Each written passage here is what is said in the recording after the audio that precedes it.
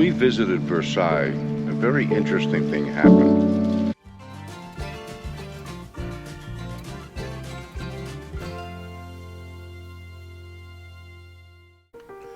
Belief in some form of life after death is widespread throughout history, and different cultures it has taken a place as a central component in many religious systems. However, afterlife beliefs are still poorly investigated, and studies from different countries have found that they don't show any correlation or some positive association with educational level, mental health, or quality of life.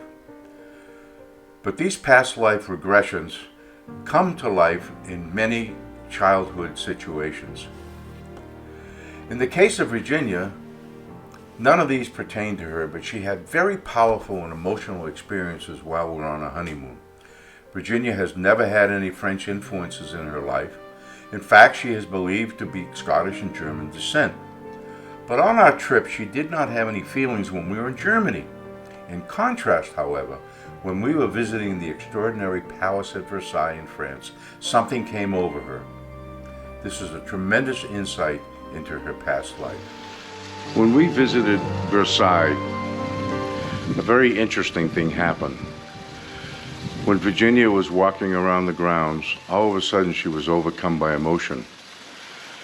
And she just had a surreal experience. And let her tell you about it. The weird thing about France, first of all, I haven't traveled over abroad to Europe, Italy, by the good graces of Richard, and then again France to visit Nice. But the funny thing was I was always drawn to France, and I could never figure it out why, because my heritage is German and Scottish. We went through Germany, nothing, no feeling whatsoever. Love France, love everything we've done here, loved Paris. Then Richard had taken me to Versailles. We are the last day, full day in Paris before we leave tomorrow, and this is the pièce de résistance, Versailles. And I can't believe it's as large as it is from the outside. Looking forward to seeing it all. I've always heard that it was just the most beautiful palace there was, and of course I heard the story about all of the extravagance and the French and the parties and the love and all of that good stuff. But all of a sudden, we were entering the Hall of Mirrors.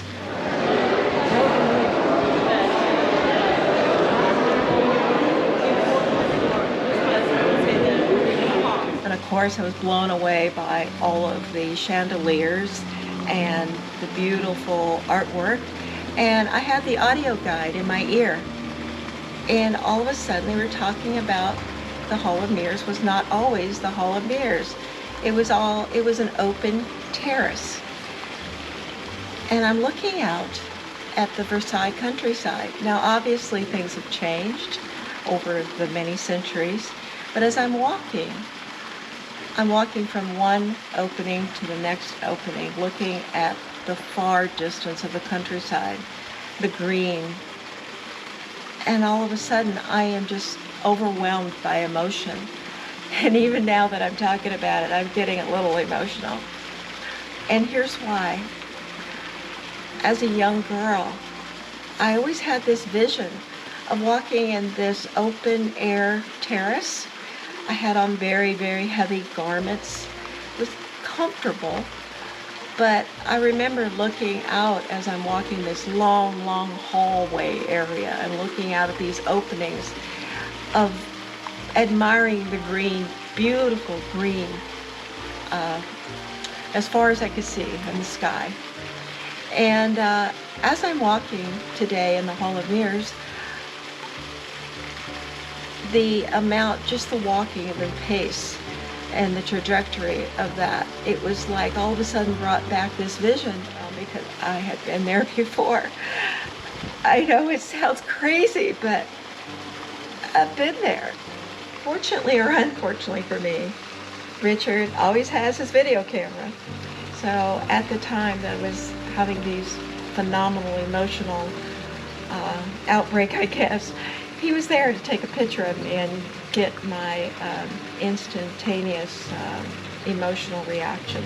It's incredible. I've been here.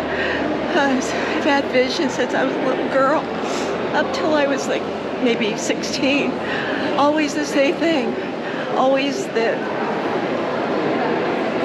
light coming in from the corridor. Always the landscape. Always the green. Always the hills. Always. Before this was enclosed, and they just announced it was not closed before. It was a terrace. It wasn't always this glitzy. I was here before. And I can't, the emotion is just tremendous. I don't know what capacity, but I was here. And I could tell you by the timing and the pace that I walked and looking out at the countryside, the more that I went from one end of the Hall of Mirrors to the other end, which was formerly a terrace, I was overwhelmed because I kept having visions. This was all open, these arches, and I kept walking from this point to that point. And I kept looking out at the beautiful garden and the green, as far as I could see, the green. And I was in such heavy, heavy dress gowns that just weighted me down. It was cool, it was cold, but I felt warm. And that's my vision.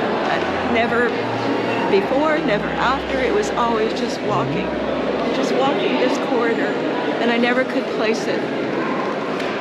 And then we went outdoors, and we were in the gardens. And off to the left side of the gardens, towards the, I guess it was the pasture of the guards. And in that terrace area, again, I was overwhelmed. It was like, it was familiar. And then I looked onto the Queen's pastures into that garden area, and all of a sudden, it was like, I've been here. I've walked here. Then as I go towards the middle of the gardens, looking out to the main fountain, and I'm looking back at Versailles, I'm looking back at it, and I'm like, it was like I was looking at a vision of a place that I lived. I was so familiar with it. And again, each of these points, I just started tearing up, and I couldn't help it. The emotion was phenomenal. Now, to explain a little bit about what I'm talking about, if I've not been clear, I've been a firm believer that this is not all we are. I've been a firm believer, and there's been many proof that as children, many of us remember things from possibly a past life. I remember when I was young, I had this vision, but I also had the ability of, like, I would hear my family speaking, and it was like deja vu. And I would come out and I could finish their sentence or their conversation. And of course, as a young girl, they didn't like that very much, so they shut me up. So I suppressed it for a long time. But throughout my adulthood, I've had times where I do get sort of premonitions or feelings. I don't know what they mean at the time. It's like 20/20's hindsight, and unfortunately that's that way for me. But when the bridge went down to Italy, I remember telling Richard the first time we were there, I told him, I said, I have a really bad feeling about this bridge, and I really didn't want to go over it. But of course, I sucked it up and we went over the bridge. 30 days later, the bridge came down. It's things like that that I do get premonitions of. Unfortunately, I got a premonition of my late husband. I didn't know what it was. I was out walking, silent. All of a sudden, I'm walking along, and all of a sudden I'm going, and his face flashes before my eyes. And I didn't know why. Just keeping an eye on him. Nothing seemed to be out of the normal. A few months later, he passed. Richard and I have been talking, and there may be someone we know that I can do a past life regression. It would be interesting. If I do it and anything comes of it, we'll be the first to let you all know. If you think I'm crazy, well, I'm sorry, but this is just my truth, and something I'm willing to share with all those people that are interested. Please hit the subscribe button and the notification bell and you'll get notified when the next video is posted. Thank you for watching.